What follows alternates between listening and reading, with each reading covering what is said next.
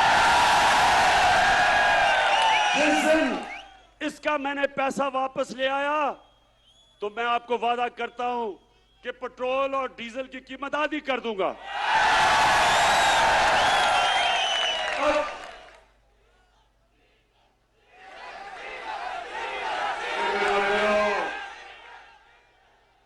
अभी फजलू डीजल पे भी मैं आ रहा हूं।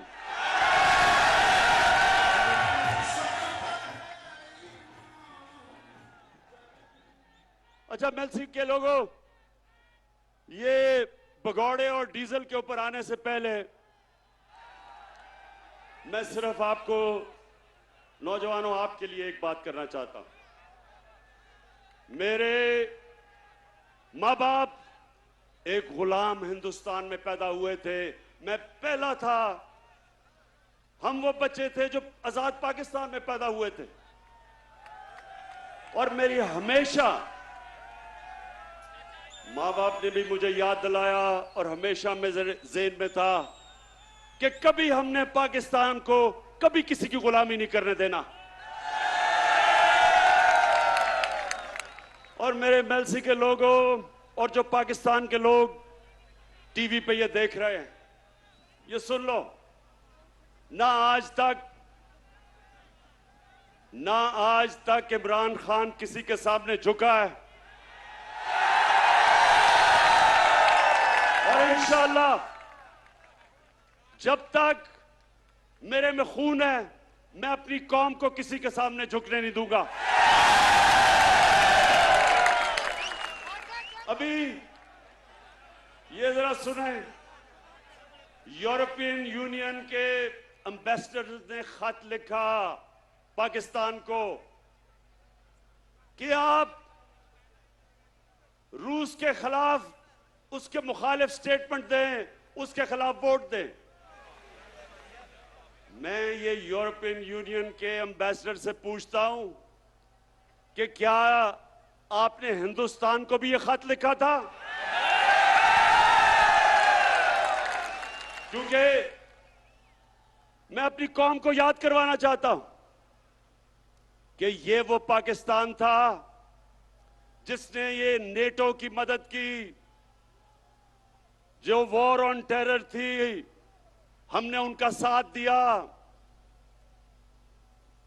मैं कभी ना साथ देता, मैं अपनी मुल्क को बाहर रखता उस जंग से, लेकिन उस वक्त का जो सरबराह था उन्होंने उनका साथ दिया।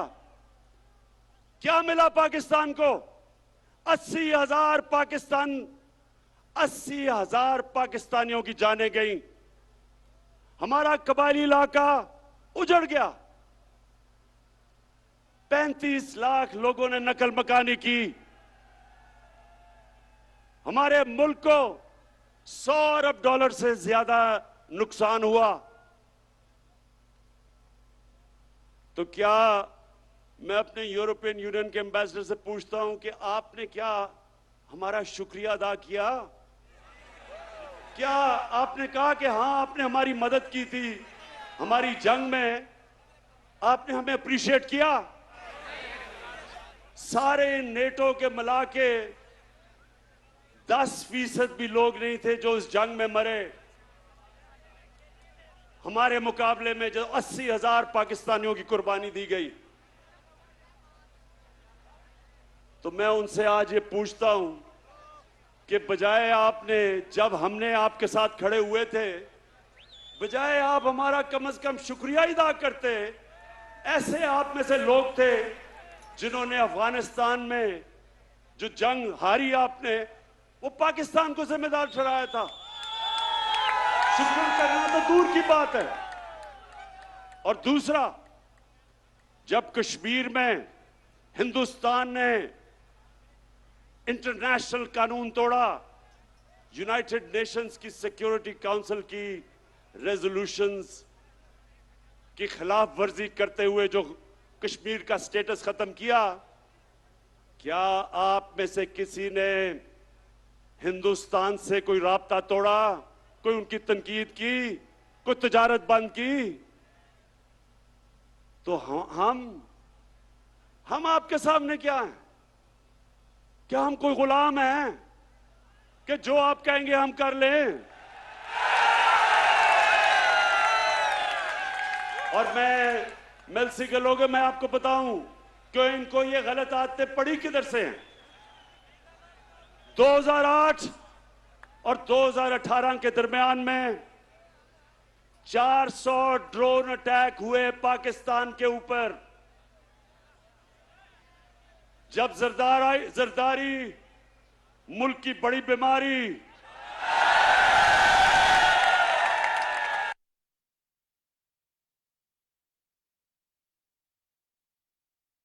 आज़म इमरान खान में हुआ जो दुनिया की तारीख में कभी नहीं हुआ। नौजवानों, आपके पास सोशल मीडिया है, अपने टेलीफोन पे आप जरा गूगल करके देखें कि कभी ऐसा हुआ है कि एक मुल्क किसी मुल्क की जंग लड़ रहा है, उसके लिए जंग लड़ रहा है, और वही मुल्क उसी के ऊपर बमबारी कर रहा है। ये कभी हुआ है? और सवाल ये है कि ये दो डाकुओं ने क्यों नहीं उनसे पूछा, क्यों नहीं उनको कहा कि जब गांव के अंदर और हमारे कबायली इलाके पे जब ड्रोन अटैक यानी बम फटता था तो आपको पता है औरतें, बच्चे, बेकसूर लोग मारे जाते थे। जब ड्रोन अटैक एक घर पे फटता है तो लोगों के गोश्त के टुकड़े दीवारों पे होते हैं। इनको कोई शर्म नहीं आई कि हमारे पाकिस्तानी मर रहे थे। बाहर से हमारा ही दोस्त जिसके लिए हम जंग लड़ रहे हैं वही आके यहां ड्रोन अटैक कर रहा था। क्यों ये दोनों बोल नहीं रहे थे? क्यों नहीं बोल रहे थे?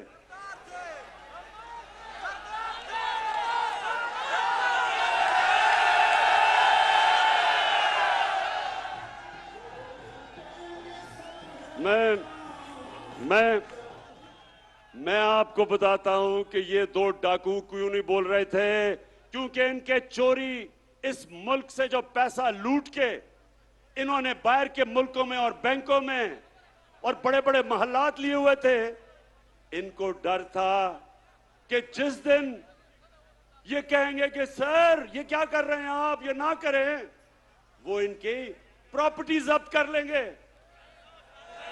आज रूसियों की जो उनकी मगरब में असासे हैं वो जब्त कर रहे हैं। इनको भी वही डर लगा हुआ था। तो ये पैसे के बुत की पूजा करने वाले चुप करके तमाशा देखते रहे और हमारे लोगों का खून होता रहा। बेकसूर लोग बेचारे कबायली इलाके में उनके बच्चे मरे, और वो जिसके खानदान में लोग मरते थे वो हमारे खिलाफ हमले करते थे, बदला हमारे पे लेते थे, क्योंकि उनको पता था कि हमारी इजाजत से ये ड्रोन अटैक्स अपने मुल्क पे हो रहे हैं। आप बताएं, जब से इमरान खान वजीर आजम बना कोई ड्रोन अटैक हुआ है? ना ही हुआ। और मैं आज अब सबके सामने कहता हूं कि कभी किसी ने कोशिश की ड्रोन अटैक करने की, मैं पाकिस्तान की एयरफोर्स को कहूंगा कि वो ड्रोन को नीचे गिरा दे। इसलिए कि ये कानून की खिलाफ वर्जी है। कोई दुनिया में कानून इजाजत नहीं देता कि आप किसी के मुल्क में आके अटैक करके और लोग मार दें।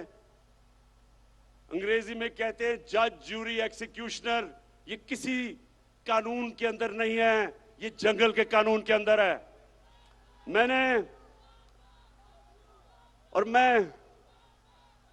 मेरे पाकिस्तान के नौजवानों, मैं ये चाहता हूं, ये गौर से एक बात समझ लें आप।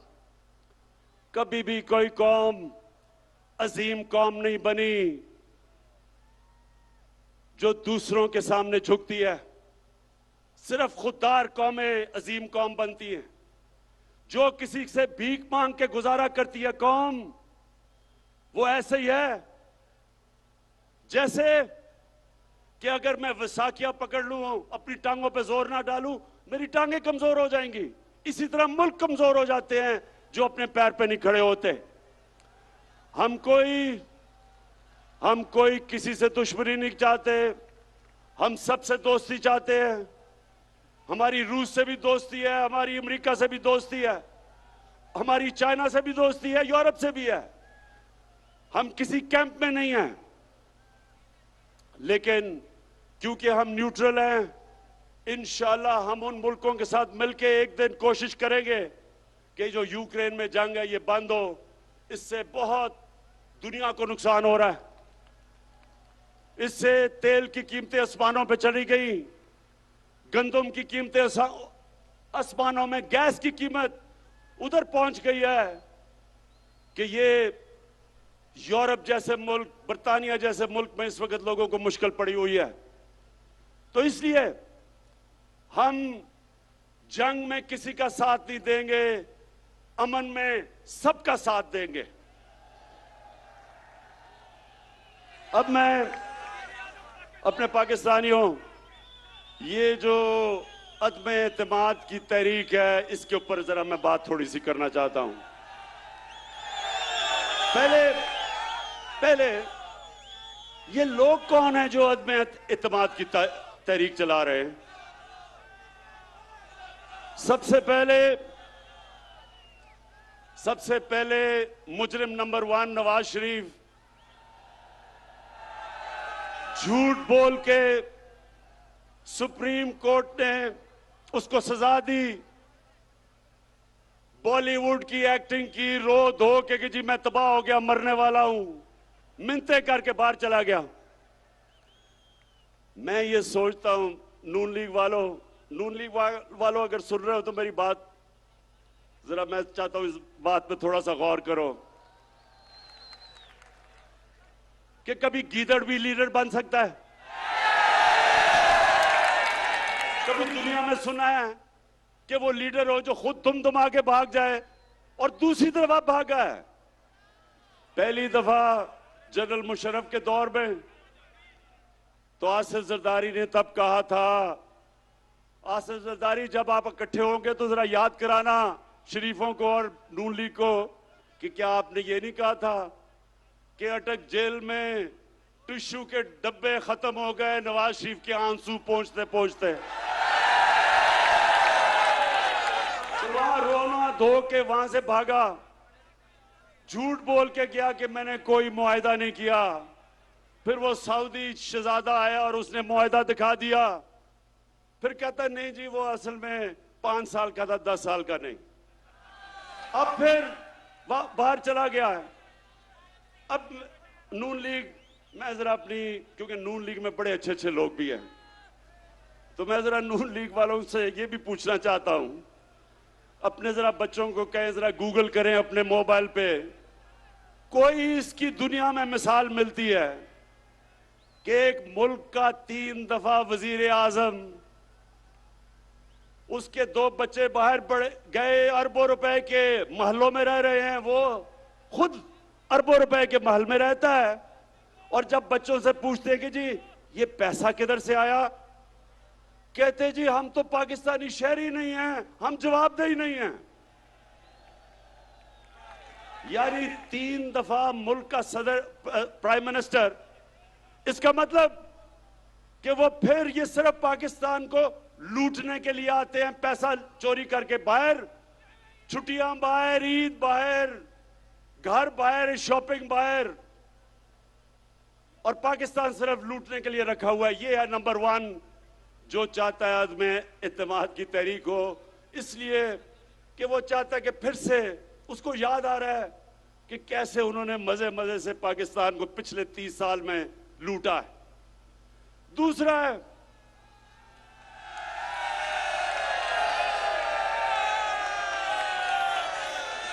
है शहबाज शरीफ। अब ये शहबाज शरीफ कौन है? अगर आपने शहबाज शरीफ का पता चलवाना है तो कहीं से मकसूद चपड़ासी को पकड़ के ले आए। वो बेचारा मकसूद चपड़ासी, एक दिन उसे पता चला कि उसके बैंक के अंदर 375 करोड़ रुपया आ गया। ये इसी तरह ही था कि हुदैबा पेपर मिल में लंदन में काजी फैमिली बैठी थी आज से 20-25 साल पहले, क्योंकि इन्होंने तो पुरानी चोरी शुरू की हुई है ना, तो उनको पता चला कि उनके बैंकों में लाखों पाउंड आ गए। वो बेचारे हैरान, किधर से आए हैं? पता चला यहां से चोरी का पैसा पहले उधर भेजा और उधर से रेमिटेंस दिखा के पैसा पाकिस्तान ले आए। तो शहबाज शरीफ, अच्छा अब इसका मैं आपको एक बताऊं, इन दोनों ने एक बड़ा ये हर कोई मैच खेलता है ना, तो इन्होंने एक मैच की एक टेक्निक निकाली हुई है। वो भगौड़ा जो उधर बैठा है, वो और उसकी बेटी, वो फौज को बुरा भला कहते हैं, और शहबाज शरीफ जो भी उसको बूट नजर आता है पॉलिश करना शुरू कर देता है। लेकिन शहबाज शरीफ, ये वो जमाना बदल गया है। ये वो जनरल जिलानी का जमाना नहीं, जब उसके घर पे सरिया लगाते लगाते आप वजीर आला बना और फिर अरबोपति बन गए। जमाना बदल चुका है। आपको शहबाज शरीफ जो मर्जी आप कर लें, आपको जवाब देना पड़ेगा कि 16 अरब 1600 करोड़ रुपया आपके नौकरों के अकाउंट में कैसे आया। मैं फिर से नून लिख के पूछता हूं कि आप भी ये पूछे तो सही इससे कि 1600 करोड़ रुपया नौकरों के अकाउंट में किधर से आ गया। अगर हलाल का पैसा था तो अपने अकाउंट में लेते, क्योंकि आपने चोरी का पैसा था तो नौकरों के अकाउंट में। बेटे को भी इसने बाहर भिजवा दिया है, मकसूद चपड़ासी को भी बाहर भिजवा दिया है, अपने दामाद को भी बाहर भिजवा दिया है। भाई यहां तो अदालतें आजाद हैं, क्यों बाहर भिजवाया हुआ इनको? तो ये है दूसरा जो डरा हुआ है कि इसका केस आने लगा है और अगर केस आ गया तो इसने जेल में होना है, इसलिए ये भी जल्दी जल्दी अदम एतमाद की तहरीक में। और तीसरा है नहीं बीमारी, जरदारी। जरदारी का कमाल यह है कि जब बेनजीर इक्तदार में आई तो आते साथ ही एक साल ही नहीं लगा, सारी दुनिया में धूम मच गई मिस्टर 10% कि हर चीज के ऊपर 10% पैसे खींच लेता था। ये वो आदमी था जो बेम्बीना सिनेमा के टिकट ब्लैक करता था। उसके बाद जो इसने पैसा बनाना शुरू किया, इसके और नवाज शरीफ के ऊपर बाहर के अखबारों के अंदर मजमून आए, किताबों के अंदर इनका जिक्र आया, इनकी चोरी का। बीबीसी के ऊपर फिल्में बनी इनकी चोरी पे। इसी जरदारी को 2 दफा नवाज शरीफ ने जेल में डाला करप्शन पे, और हुदैबा पेपर मिल का जो करप्शन का केस था वो जरदारी ने उसके ऊपर बनाया नवाज शरीफ पे। 96 की असेंबली में आसिफ जरदारी से पूछा गया कि सारे महल आपका है या नहीं है। एक बड़ा महंगा इसने महल खरीदा बर्तानिया में। इसने असेंबली में कहा ये मेरा नहीं है। वो केस हुआ, केस पाकिस्तान जीत गया, सारे माल को बेचा, पैसा पाकिस्तान आना था। इतने में मुशर्रफ ने इसको एनआरओ दे दिया, पैसा भी हजम कर गया वो। ये फिर $60 मिलियन यानी $6 करोड़ पड़ा था स्विट्जरलैंड में। पाकिस्तान ने केस किया, पाकिस्तान केस जीतने लगा था, मुशर्रफ ने एनआरओ दिया, वो भी हजम कर गया। ये हैं वो लोग जो सारे मिलके कि जी वो बहुत बुरे हालात है पाकिस्तान के, अदम एतमाद हम लेके आएंगे। और चौथे नंबर पे फजलू।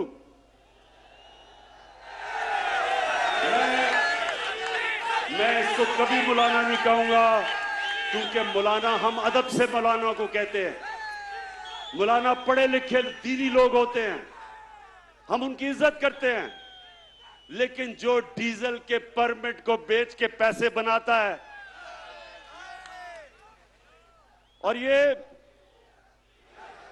सिर्फ पैसे नहीं बनाता, ये ब्लैकमेल करता है। मदरसे के बच्चों को ले आया, इस्लामाबाद में धरना दिया, वो मीडिया ने जाके मदरसों के बच्चों से पूछा कि ये क्यों आए हो तुम धरना देने? उन्होंने कहा जी इसलिए कि इमरान खान यहूदी एजेंट है। उन्होंने कहा कि ये यहूदियों का या साजिश कर रहा है पाकिस्तान में। मौलाना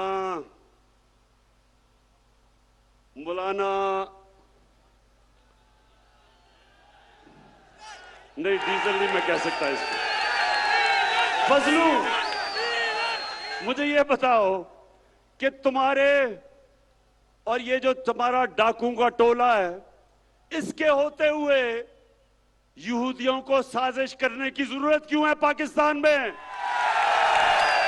पिछले 10 सालों में 4 गुना, 2008 से 18 तक 4 गुना पाकिस्तान का कर्जा बढ़ा है। 4 गुना। 6,000 अरब रुपए से 2008 में 60 साल में पाकिस्तान का कर्जा 6,000 अरब था। इन्होंने 10 सालों में पहुंचा दिया 30,000 अरब। तो मैं इनसे पूछता हूं कि जब आपने मुल्क को मकरूज कर दिया, जो भी हम टैक्स में इकट्ठा करते हैं आधा चला जाता है आपके लिए हुए कर्जों की किस्तों पे। तो जब आपने मुल्क को मकरूज कर दिया तो यहूदियों को साजिश करने की जरूरत क्या है? आप ही काफी हैं। फजलू, मैं आपसे, आपकी और मेरी उम्र एक ही है। हमारी उम्र में हमें सोचना चाहिए कि ऊपर वाला कभी भी बुलावा दे दे। हमें अपनी आखिरत की फिक्र करनी चाहिए।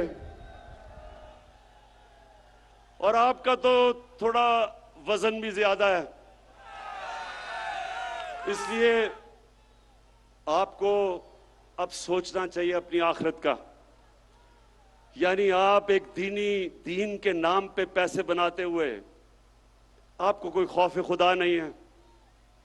कुछ तो सोचें कि आप जो मदरसे के बच्चे, और मैं ये समझता हूं कि ये हमारा बहुत बड़ा असास है, हमारे मदरसे के बच्चे, लेकिन इनको आप इस्तेमाल करें अपनी सियासत चमकाने के लिए और ब्लैकमेल करने के लिए। जो मैंने कुरान पढ़ी है और जो मेरा दीन का जितना भी इल्म है, अल्लाह ने आपको माफ नहीं करना। ये 4 लोग मिलके अदम एतमाद कर रहे हैं। और आज मैं अब अपनी आखिर में सारी कौम से पूछना चाहता हूं कि देखें, एक कुरान की आयत है, अमर बिल मारूफ व नही अनिल मुनकर।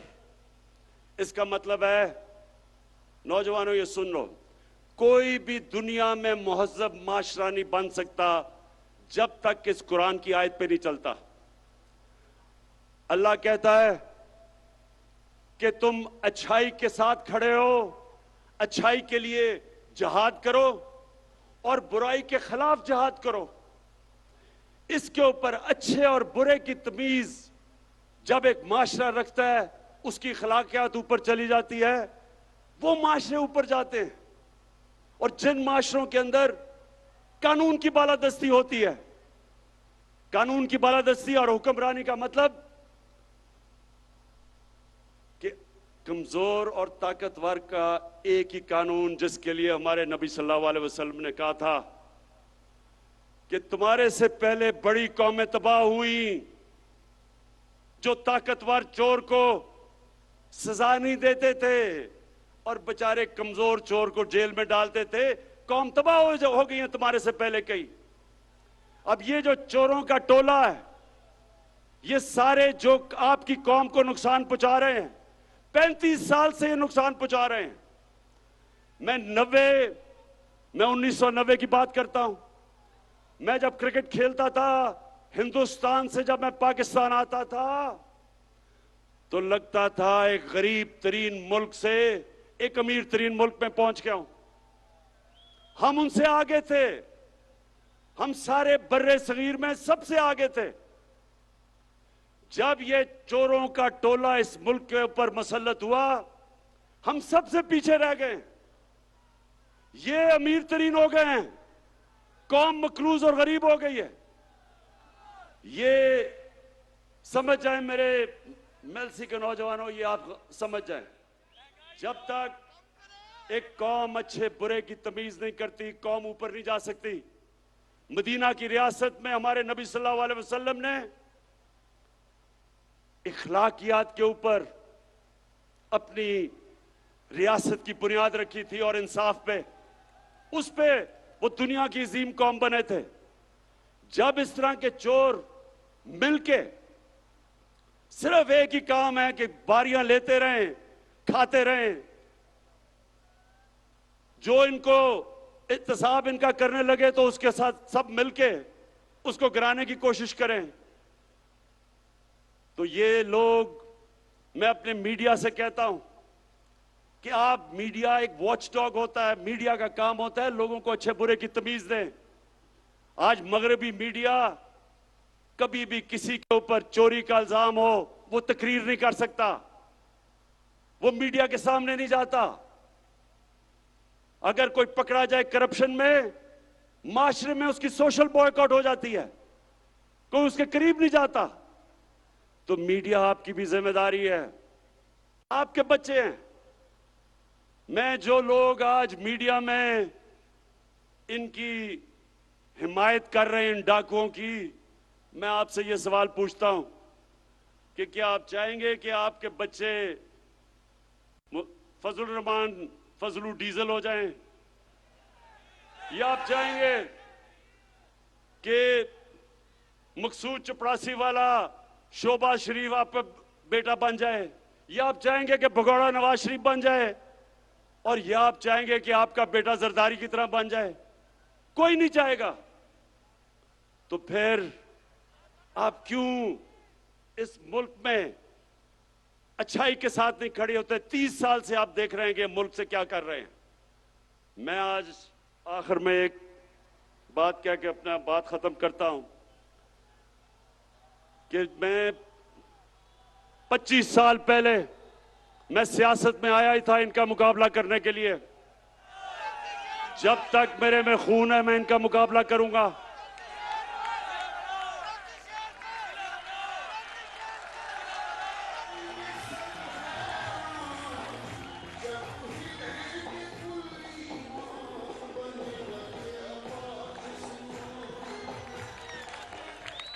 मैं इनका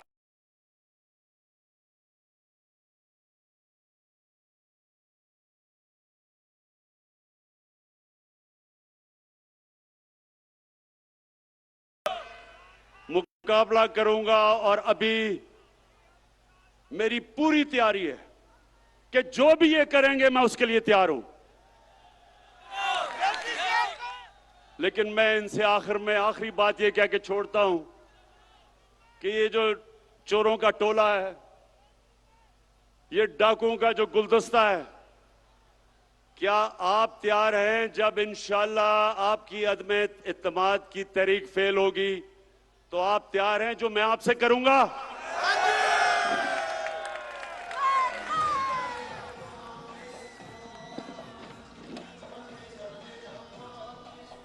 वजीर आजम इमरान खान मेलसी में जलसा आम से खिताब कर रहे थे। उन्होंने कहा कि जितने काम 74 साल में नहीं हुए वो आप 1 साल में करवाना चाहते हैं। उन्होंने कहा कि किसान खुशहाल होगा तो पाकिस्तान तरक्की करेगा। उनका ये कहना था कि पेट्रोल की कीमत में 10 रुपए की कमी हुई है। उन्होंने कहा कि अवाम ने जो टैक्स दिया वो अवाम पर ही खर्च किया जाएगा। लूटा हुआ पैसा वापस लाया तो पेट्रोल और डीजल की कीमत आधी कर दूंगा। इसके साथ साथ उन्होंने ये भी कहा कि हम किसी के गुलाम नहीं कि जो कोई कहे वो कर दें। उन्होंने ये भी कहा कि जब पाकिस्तान पर रोज हमले जारी थे तो हुक्मरान क्यों खामोश रहे। नाज़रीन, इस वक्त हमारे साथ मौजूद हैं असद यार खान, हमारे नुमाइंदे। असद, बताइएगा मजीद क्या तफसीलात हैं आपके पास? वजीर आज़म इमरान खान ने मेलसी में जलसा आम से खिताब किया, क्या कहेंगे आप?